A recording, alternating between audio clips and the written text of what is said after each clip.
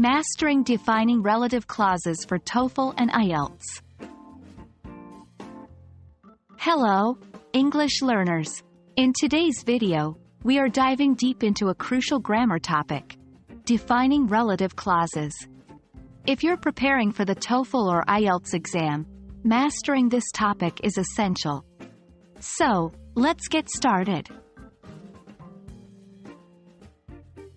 Defining relative clauses, also known as restrictive relative clauses, provide essential information about the noun they modify.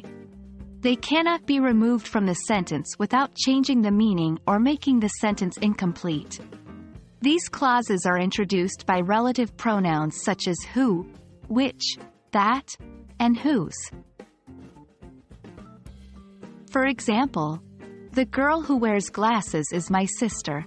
The book that I borrowed from you is excellent.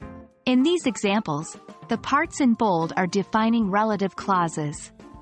Without these clauses, the identity of the girl or the specific book would be unclear.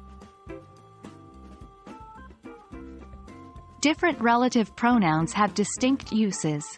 1. Who, whom, used for people. 2. Who is subjective, e.g., the man who called me was from the bank. 3. Whom is objective, e.g., the woman whom I met yesterday is a doctor, but in informal speech, who is often used in its place. 4. Which, used for things. 5. That's the phone which he bought last week. 6. That can be used for both people and things, especially in informal language. 7. The movie that we watched was amazing. 8. The people that live next door are friendly. 9. Whose, used to show possession. 10.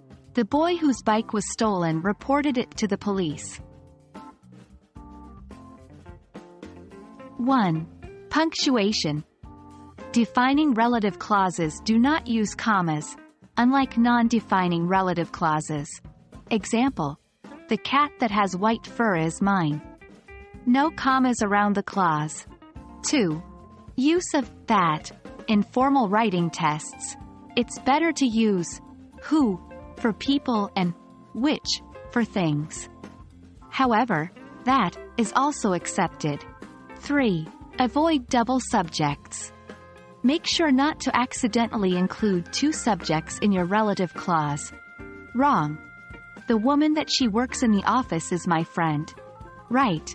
The woman who works in the office is my friend. And there you have it, the defining relative clauses in a nutshell. Remember, practice makes perfect. So, use what you've learned today in your writing and speaking exercises. We hope this video was helpful, and we wish you the best of luck in your TOEFL and IELTS preparation. See you next time.